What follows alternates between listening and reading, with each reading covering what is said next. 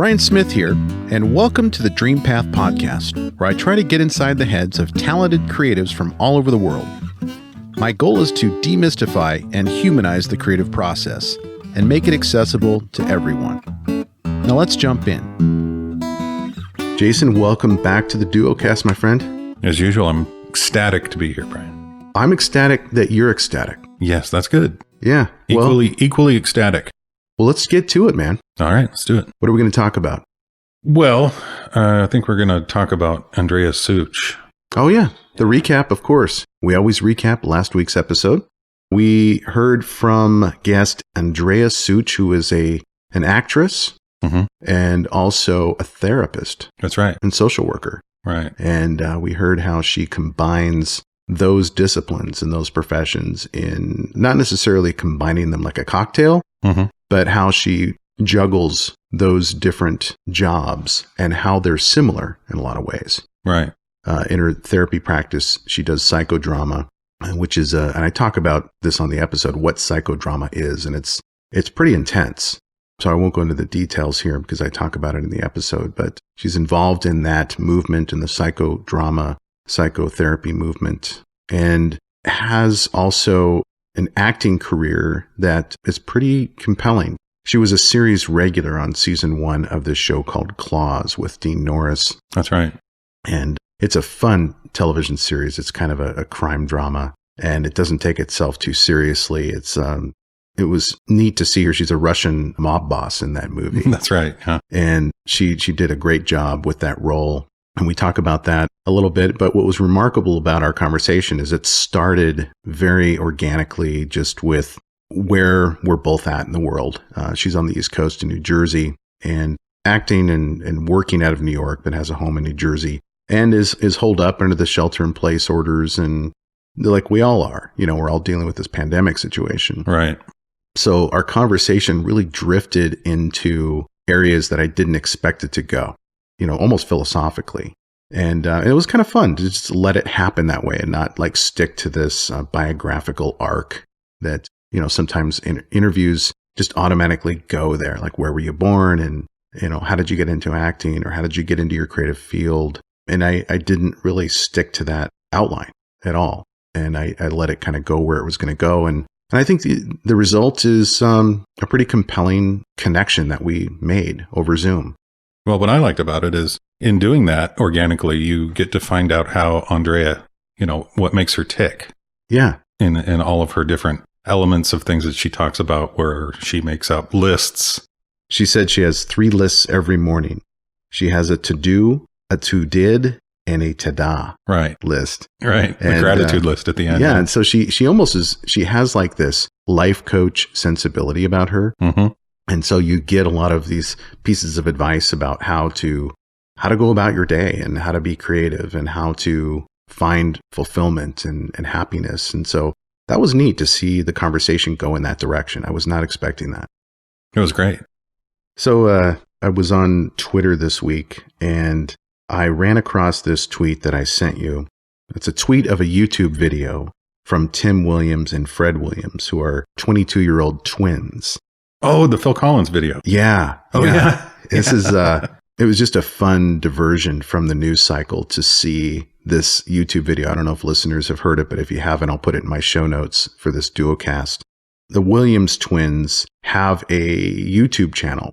It's called Twins, the New Trend. And the whole concept is that they listen to songs for the first time. And it's their reaction to these songs that you get to see and hear as they're filming themselves. Right. Yep.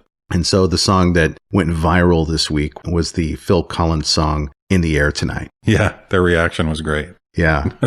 I mean, what's your connection to In the Air Tonight? What does it mean to you? It reminds me of being in junior high school.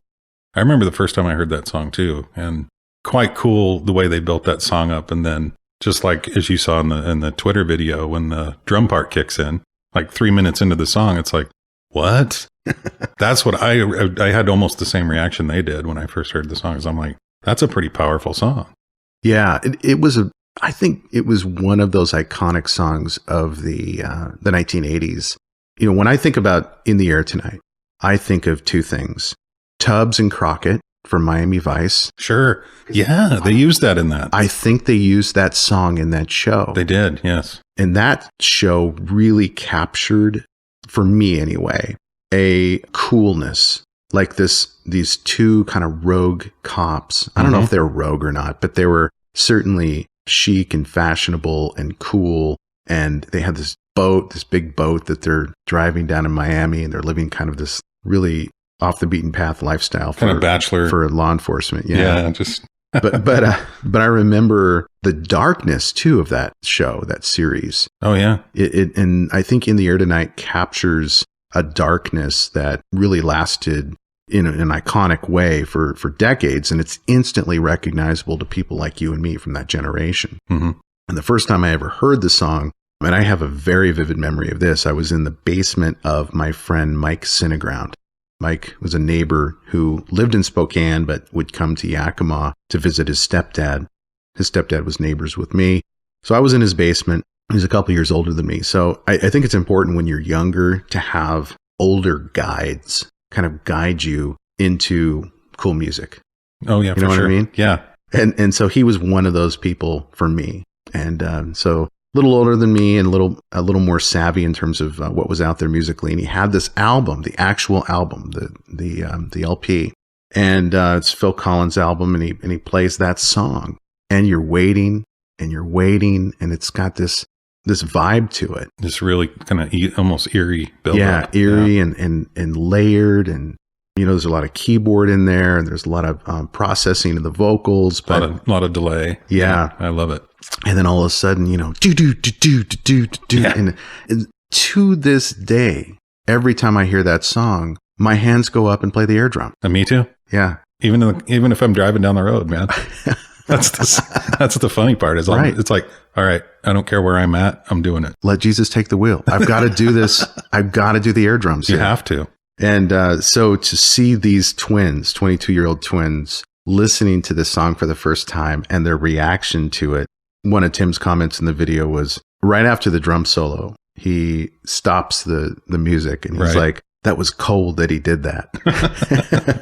He's like, Phil, you got me on that. That's right. Fred was like, I ain't seen nobody drop a beat 3 minutes into a song. He killed it. So that type of joy of hearing something for the first time that is sort of mind-blowing was something that I think just captured the attention and imagination of the nation. And that's how something goes viral. That's true, yeah. I think it's like you are, like when you see somebody seeing something for the first time and they're experiencing what you experienced maybe 30 years ago or 40 years ago, you are connected to them. Absolutely. In that moment. And I think the nation got connected to the Williams twins in that moment. Yeah, I believe they did. That was a lot of fun. That was a lot of fun, yeah. But, one thing I do need to do is do a deep dive into their collection, their YouTube channel, because I know they've reviewed a lot of cool songs. Jolene from Dolly Parton. Oh, great song. Some Aerosmith songs, some Steely Dan. Nice. So I'm going to take a look at that. Yeah, send them. I'll do the same. Hey, why don't you get them on the podcast? Me? Yeah. How am I going to get them on the podcast? Give them a call. I'll give them a call. Or an email, or reach out to them on social. Sure. Yeah. Another thing I have been paying attention to or watching lately is a documentary called The Last Dance on Netflix. Have you seen it? The Michael Jordan one? Yeah. Oh, yeah. Yeah, I watched it. Odessa and I watched it. But I was not expecting to be so enthralled with a basketball story because I'm short. I don't play basketball. And when I do, I'm done in like 2 minutes. I just don't have the endurance for it. Yeah. And I'm terrible at it. Same. But I do have some memories from the 1980s and 90s when the Chicago Bulls were sort of becoming the iconic team that they are and have been historically. Mm-hmm. And of course, I had Air Jordans. I never did. You never had Air Jordans? No. Oh, man. My parents made me buy my own stuff by then, I think, and I couldn't afford Air Jordans. Yeah, my mom was still buying my shoes. So, yeah, lucky. She bought me some Jordans. But to actually watch a pretty intense deep dive into the Chicago Bulls and to see interviews at the time and also today of all of the players, the coaches, the managers of this badass team that did not really find its groove until Jordan got there. That's right. In 84. Mm-hmm. Was really fun to watch. And I'm still in it. I haven't seen the whole thing. Okay. But I'm just impressed with what documentaries can do these days. Uh-huh. And how they have changed. I mean, like, I think the first time I really was impressed with a documentary, like a long form documentary, like multiple episodes, was the Ken Burns Vietnam documentary. Oh, yeah. Yeah. Documentaries to me, like the first word that comes to my mind, if you would ask me maybe 10 years ago about documentaries, it would be boring. Mm-hmm. Boring, show me Mission Impossible. Show me some action, show me a comedy, something about Mary or 40-Year-Old Virgin or whatever. I'm looking to be entertained. But now that I'm in my late 40s and going on 50, I'm really finding that documentaries do something for me that other forms of cinema do not. I'm the same way. I find that as I'm getting older as well, that's like my go-to now is documentaries. Yeah. Yeah. Yeah, maybe we're just getting old and boring. We're starting to reflect on our history and our past. And maybe that's it. I think that's what it is. And especially like with the Joan Jett one. It's got to be something I'm interested in, but Odessa's such a big basketball fan that she started watching it, and I got pulled into it because I remember that era of the Chicago Bulls that I would think they're probably the most legendary team in the NBA, period. Mm-hmm. And bringing up people like Jordan and Scottie Pippen and Dennis Rodman, those three names in the NBA are just probably some of the most historical players, period. Yeah. I appreciate the fact that they take someone like Dennis Rodman, who is almost at this point kind of a caricature of himself. Yeah. And so you have this surface understanding of who this guy is, or maybe no understanding of who Dennis Rodman is. But when you go back and watch him, real-time interviews from the 1980s, where he's in the locker room or he's in Vegas and he's getting in trouble and he's talking about like what the relationship was like with Jordan mm-hmm. and Pippen, and how when Pippen came back after being on the injured list, how the relationship changed and how he was no longer as needed by Jordan and therefore lost interest in the game. Yeah. It's those types of like relationship nuances that really make these documentaries impressive, because you get this very detailed understanding of the relationships between the coaches and the players and the fans and the management and all of that. And I just find that fascinating. It's totally fascinating. Another thing I really admire about Michael Jordan, I don't know how far you're into the documentary, but there was a point in his career where he got bored with basketball and went into the minor leagues. I have not gotten there yet. Don't spoil it for me, man. Okay, sorry. No, I knew that happened. Oh, yeah. Well, it's in the past. You can look it up. Yeah, no, I knew that just from watching the news back in the day, but I haven't gotten there in the series. A lot of people think he could have been good enough. And if he would have stayed in baseball, he could have got into the majors. He had some pretty good averages, but the baseball strike happened, so he went back to basketball. Yeah. So. Yeah, he's a pretty special guy. I mean, just to make that decision, you know what? I'm going to quit my career and I'm just going to go start a new one in baseball. I can do that. I'm Michael Jordan. Right. And then, they're going on strike. I'm going to go back and be back in basketball now. Yeah, it must be nice to have those options. I admire that. I think it's great. Yeah. Maybe I'll go to Major League Baseball if this podcast thing doesn't work out. I think you should. Being short, you're not going to make it in basketball, but yeah. So, what do we have coming up next? Probably one of the coolest interviews so far, in my opinion, the legendary BJ Thomas. Oh, man, that was fun. Yeah. I did not know what to expect with an older performer like that. Someone in his 70s who has been knocking out hits since the 1960s. Yeah. Yep. Playing with, James Brown and, all these legendary bands. And still relevant to this day because his music is still being played on the radio. And I mean, BJ Thomas, Hey, Won't You Play Another Done Somebody Wrong song is one of my personal favorites. Me too, yeah. I don't think it's really one of the top songs that people would recognize instantly. Well, I think Raindrops Keep Falling on My Head is probably the... Yeah, that's the one that just everybody knows, instantly recognizes. Raindrops Keep Falling on My Head, and also Hooked on a Feeling. Oh, yeah. His version of that. His version of Hooked on a Feeling. That's right. But yeah, as I was preparing for that interview, I really gained a whole new respect for BJ Thomas, because you realize that being a singer, performer who's not necessarily a songwriter is quite a journey, and it's also quite a hustle.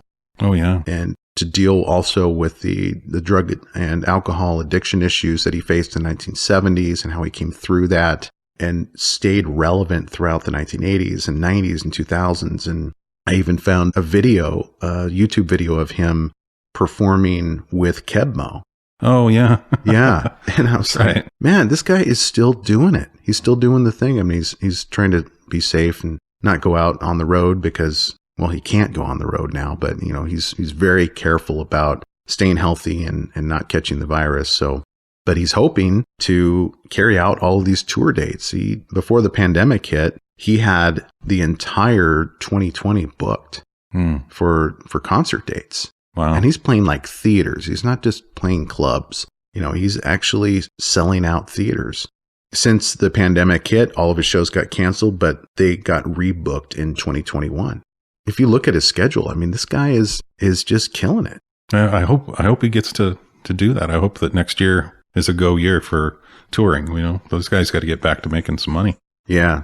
And one thing that was kind of fun about BJ Thomas, and maybe we'll talk more about this in the recap afterwards, but I really liked how humble he was. Mm-hmm. And I could see it in his eyes, too, when we talked about addiction issues and also the addiction issues that our dads faced. Like his dad had a problem with alcohol. My dad had a problem with alcohol. And the way he talked about it during the interview was just really touching. He looked at me as much as you can look at somebody in the eye through a Zoom screen. Right. And he said, it sounds like you know what I'm talking about. You've been through what I've been through, because he was talking about his dad. And it was just neat to connect with someone like that on that level. Seemed like he was a little emotional during that time. Yeah, it was. Yeah. You definitely could see it on the YouTube video that'll be posted when the episode launches. You can see that this guy isn't afraid to be vulnerable and to actually feel emotions and show those emotions during an interview with someone he doesn't know. He's just being real. Yeah. And I think that's what makes performers successful. And, they're vulnerable almost, right out of the gate when they get on the stage, right? Mm-hmm. And that's just a vulnerability that is going to be there anytime you perform, because it's just you and the audience. Right. You got a microphone and you either got to deliver or not. Right. And you're going to get instant feedback as to whether you're doing the thing right. Right. So, he's used to being vulnerable, and that, I think that vulnerability is what makes him more likely to connect with audiences. I think you're right. Yeah. Well, Jason, it's been a lot of fun. Let's talk again after we launch the BJ Thomas episode. Let's do it. All right, brother. Hey, thank you for listening, and I hope you enjoyed today's episode. If so, I have a favor to ask. Can you go to wherever you listen to podcasts and leave me a review? Your feedback is what keeps this podcast going. You can also check us out on Instagram, Twitter, and Facebook with the handle @DreamPathPod. And as always, go find your dream path.